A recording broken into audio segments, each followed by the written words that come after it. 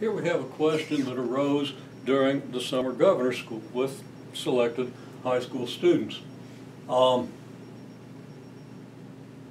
And what we have is two curves, a curve here and a curve here, that represent the flow, the depth of water versus time as water flows out of a uniform cylinder through a hole lower in the cylinder. So the water flows down in a quadratic manner according to quadratic depth versus clock time function.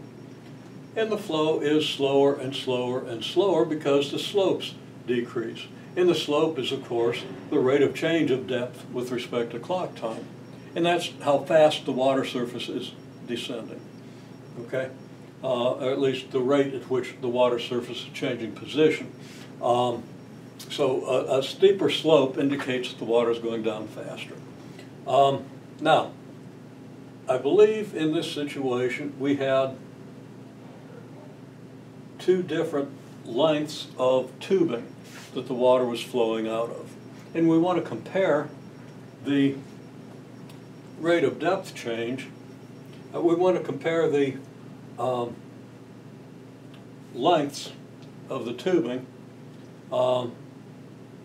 with the rate of depth change. So we want to find a point where the slope of this graph is equal to the slope of this graph.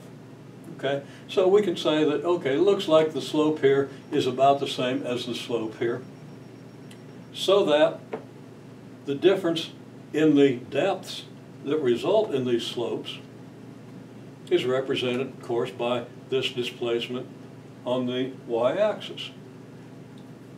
So that the difference in depth, I don't want to totally develop this, difference in depth at which the two slopes are the same is going to directly lead you to a calculation of the pressure difference due to the extra length of tube. So we're measuring pressure loss as a function of length in the tube.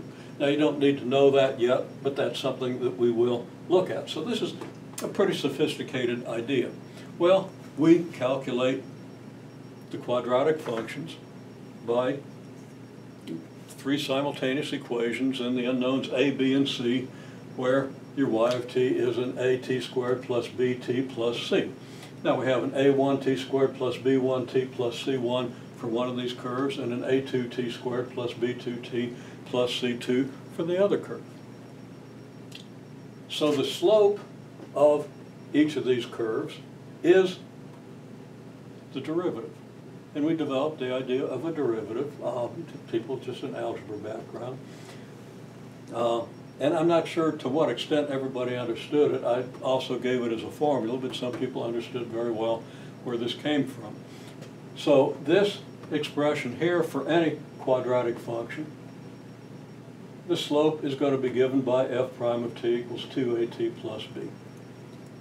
So our slope function for this function is 2a1t plus b1. Our slope function here is 2a2t plus b2. For again, a1, b1, and c1 are numbers that we've been able to solve just by doing some simultaneous equations from data that we got for the first system, and a2, b2, c2, the numbers that we got for the second system. Okay? So, the slopes are equal when? When this expression is equal to this expression. Right there is the equation that tells us when slopes are equal.